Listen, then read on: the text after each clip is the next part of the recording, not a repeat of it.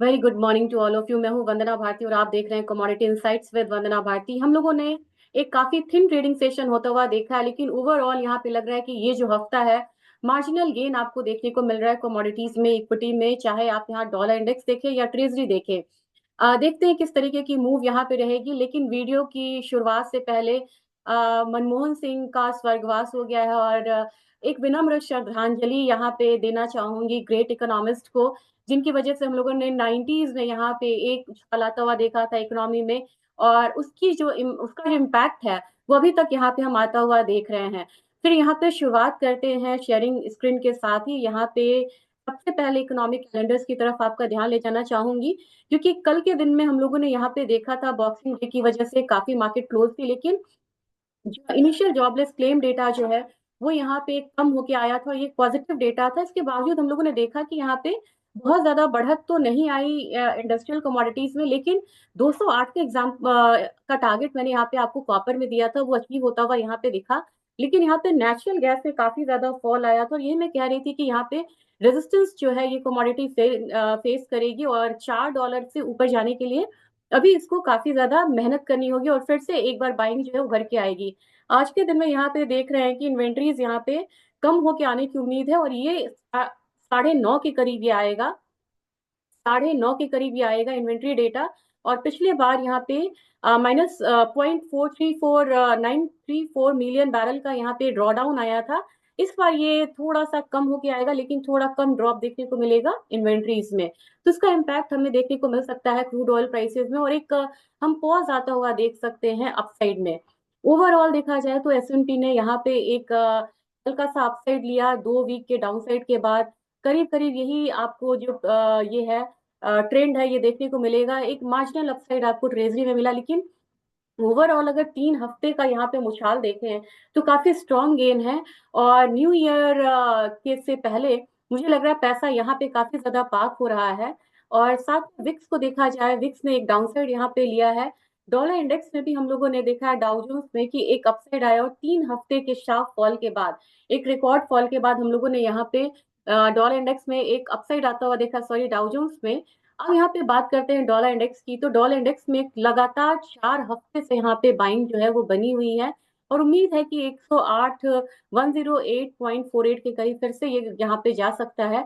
और इसका एक दबाव जो है सीधा सीधा आपको दिखेगा बुलियन काउंटर पे, क्योंकि पिछले 4 हफ्तों में आप देखिए बिल्कुल रेंज की ट्रेडिंग हो रही है। ये हफ्ता तो थोड़ा सा इसने रेजिस्टेंस की तरफ जाने की कोशिश भी करी थी, लेकिन ये हफ्ता 3 हफ्ता यहाँ पे बिल्कुल रेंज में रहा। पिछला 2 हफ्ता तो बिल्कुल ही, आपको मैं बता दूं कितना रेंज था इसका।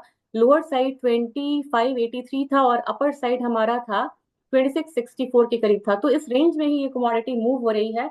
बहुत मार्जिनल अपसाइड मुझे एक्सपेक्टेड है। मैंने आपसे कल भी कहा था कि 2648 on higher side, on lower side मुझे लग रहा है कि 2590 तक एक बार प्राइसेस जो है वो आ सकता है। आज के दिन में अगर मैं डेली करूं तो आपको क्लैरिटी ज्यादा आएगी ट्रेड करने के लिए।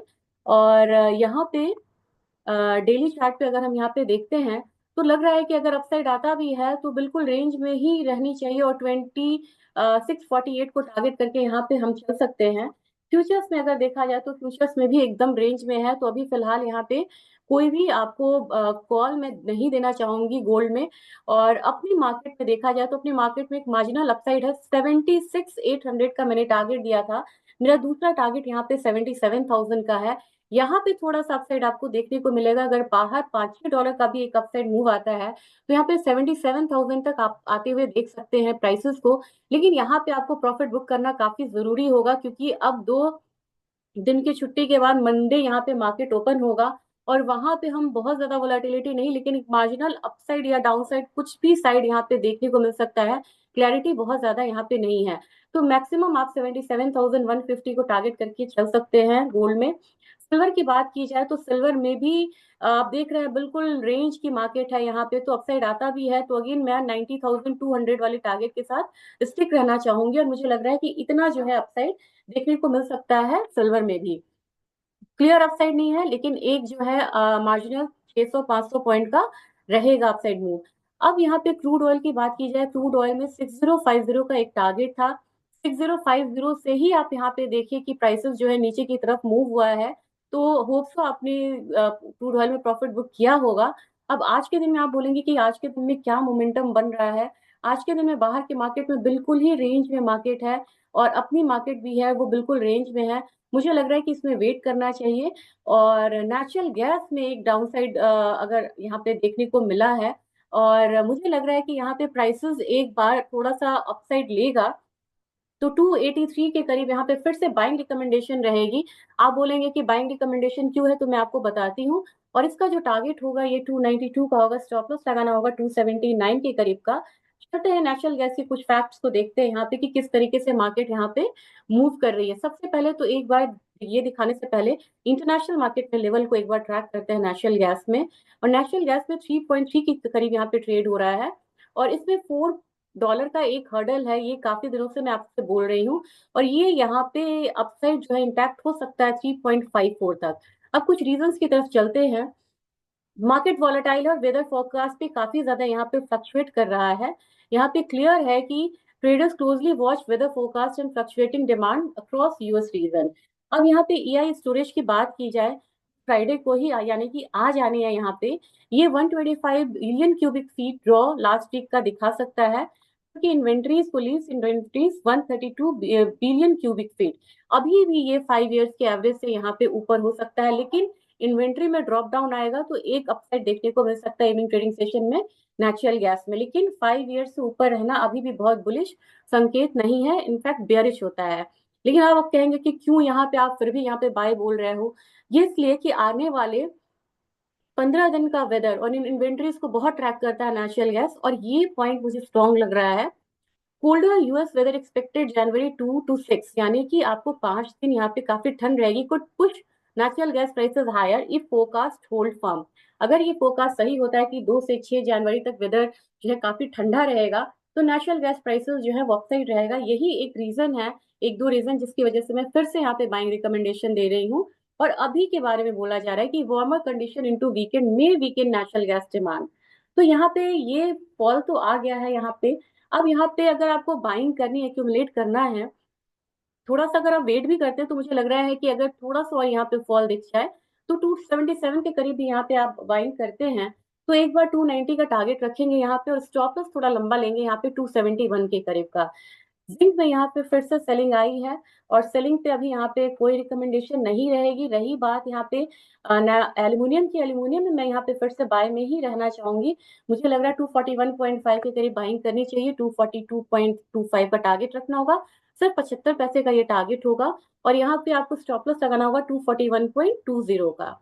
कॉपर में यहाँ पे कल बहुत अच्छे से टारगेट आया है। मैंने यहाँ पे कॉपर में बहुत दिनों से यहाँ पे बाइंग रिकमेंडेशन दी थी कि ये कमोडिटी में बाइंग आनी चाहिए। और यहाँ पे लग रहा है कि अब यहाँ पे थोड़ा सबसाइड आएगा, तो उसको आप 812 813 तक के लिए भी बाइंग कर सकते हैं। फ्रेश बाइंग जो लोग करेंगे वो 813 के लिए बाइंग करें। यहाँ पे स्टॉप लॉस लगाना होगा 808 के करीब का। अब यहाँ पे न्यू ईयर का जो इम्पैक्ट है, या ये जो वीक रहेगा, थिन ट्रेडिंग आपको एग्री कमोडिटीज में भी देखने को मिलेगी। 23,600 तक मुझे लग रहा है कि जीरा को सेल करना चाहिए, क्योंकि एक्सपोर्ट अभी थोड़ा सा म्यूटेड रहेगा। और रमजान से पहले यहाँ पे मुझे नहीं लग रहा है कि बहुत ज्यादा बाइंग आएगी। लेकिन टर्मरिक में यहाँ पे एक बाइंग जो है उभर सकती है। ओवरऑल देखा जाए प्रोडक्शन ज्यादा है, लेकिन कैरी फॉरवर्ड इतना कम है यहाँ पे इस बार कि प्रोडक्शन ज्यादा को बहुत ज्यादा इम्पैक्ट नहीं लाने देगा। तो 14,118 के लिए यहाँ पे आप टर्मरिक को बाइंग करिए। इसके लिए स्टॉप लॉस लगाना होगा 13,875 का। और कोरिएंडर में भी मुझे लग रहा है कि अभी एक वेट एंड वॉच की स्थिति जो है वो बनी रहनी चाहिए यहाँ पे। और कैस्टर में एक बार फिर से अगर 6400 से ऊपर आता है तो ही बाइंग करें। 6500 का टारगेट रखेंगे, स्टॉप लॉस यहाँ पे होगा 6260 के करीब का। और ग्वार काउंटर अभी भी यहाँ पे होल्ड किए हुए है, ये एक अच्छी बात है। 5290 के करीब बाइंग रिकमेंडेशन रहेगी, ये टॉप को ही हम लेंगे। ये टॉप है आपको 5320 के करीब का। और स्टॉप लॉस इसके लिए होगा 5265 5265 के करीब का। ग्वारगम में मुझे लग रहा है कि ग्वारगम में आपको 10,400 के करीब बाइंग रिकमेंडेशन रहेगी। इसमें टारगेट 10,550 का, अगेन मैं रिपीट कर रही हूँ।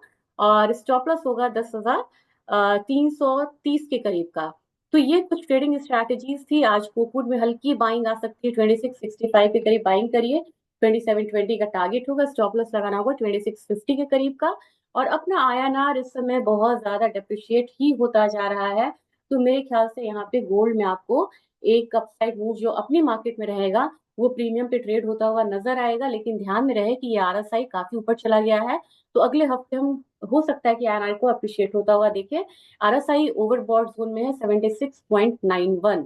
तो ये एक अलार्मिंग है कि अगला हफ्ता हो सकता है कि आईएनआर यहाँ पे अप्रिशिएट हो। तो ये आज का ट्रेडिंग रिकमेंडेशन था। आपका वीकेंड शुभ हो। यहाँ पे कैरी फॉरवर्ड नहीं करिएगा। कॉपर में बाइंग करिए, नेचुरल गैस में बाइंग करिए।